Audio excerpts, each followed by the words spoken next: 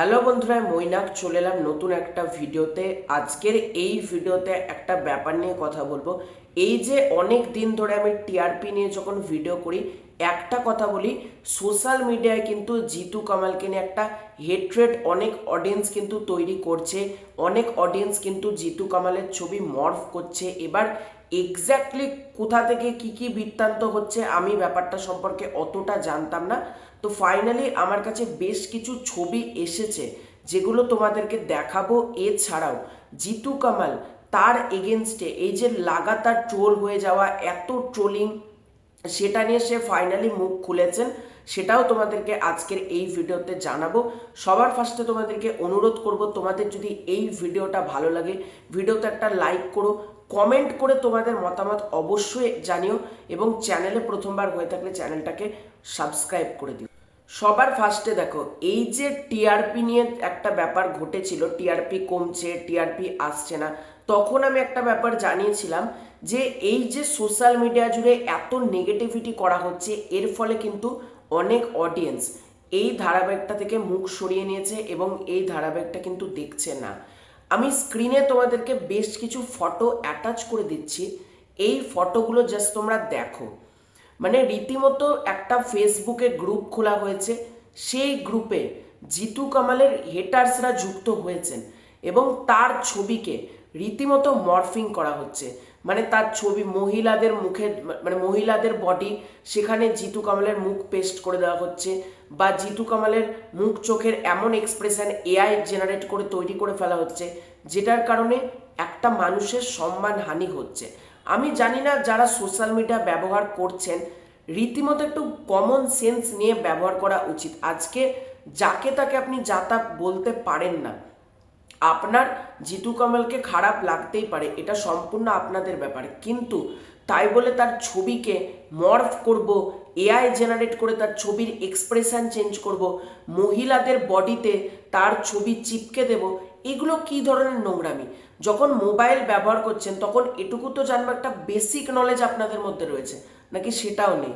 একটা basic knowledge যদি থাকে, বাড়িতে যদি প্রপার শিক্ষা পেয়ে থাকেন, এগুলো করবেন না। শুধু জিতু কামাল বলে না, কোনো অভিনেতা কোনো অভিনেত্রীকে এভাবে মরফিং করবেন না। আর একটা ব্যাপার আমি সোশ্যাল মিডিয়াতে দেখলাম যে নতুন অভিনেত্রী শিরিন পাল সে যুক্ত হয়েছে।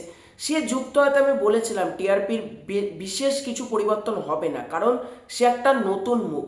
তাকেও টেলিভিশনে জনপ্রিয় হতে গেলে একটু সময় দরকার, একটু সময় দিতে হবে। এই যে দিতিপ্রিয়া রায়ের যারা ফ্যান বেস রয়েছে, বা শুধুমাত্র তাদেরকেও বলবো না, যারা অন্যান্য অডিয়েন্সও রয়েছে, তাকে কমেন্ট বক্সে বডি শেমিং রীতিমতো করা হচ্ছে আমি দেখছি। কেন একটা অভিনেত্রী, একজন মহিলা তার বডি শেমিং করতে মানে একটু লজ্জা লাগে না? এগুলো কেন? মানে সোশ্যাল মিডিয়াতে পজিটিভিটি যদি নাই ছড়াতে পারলে নেগেটিভিটিটা কেন করছেন? আমার এটাই কথা, নেগেটিভিটি দয়া করে ছড়াবেন না।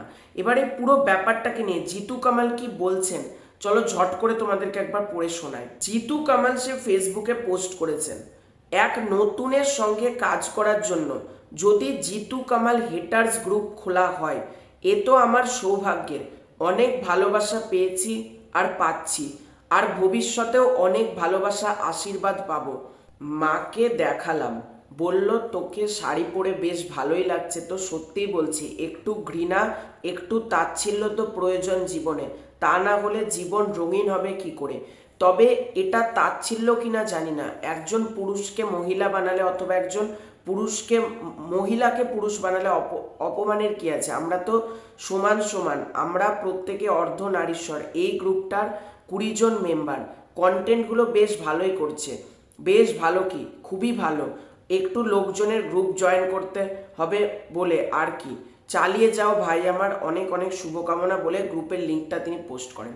ওনার কথা শুনে এটুকু বোঝা যাচ্ছে উনি ভদ্রভাবে মজা করেই পুরো ব্যাপারটা তিনি দেখছেন, কিন্তু অ্যাজ এ পার্সন সেও তো একজন মানুষ, তারও কিন্তু খারাপ লাগছে। এবং এই গ্রুপটা আমি নিজে বেসিক্যালি দেখলাম যখন, মানে রীতিমতো যেরকম নোংরামি করা হচ্ছে, গালিগালাজ করা হচ্ছে গ্রুপের মধ্যে, ছবি মরফিং করা হচ্ছে, রোস্টিং, ট্রোলিং, বডি শেমিং করা হচ্ছে, এগুলো অ্যাটলিস্ট বন্ধ হওয়া দরকার।